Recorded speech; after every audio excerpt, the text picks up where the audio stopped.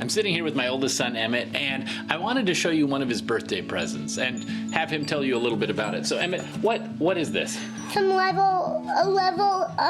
some wrenches, this, a hammer, and a measuring tape, and some wrenches, and some screwdrivers, and this wrench. Yeah.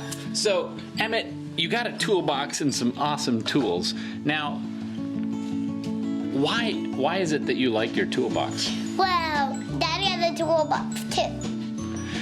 The thing about our children is they actually want to be just like us, don't you? Yeah. And they want to live just like we're living. And so my question for you is, are you living the life you want your kids to live? Are you modeling the type of Christian you want your kids to be? Yeah.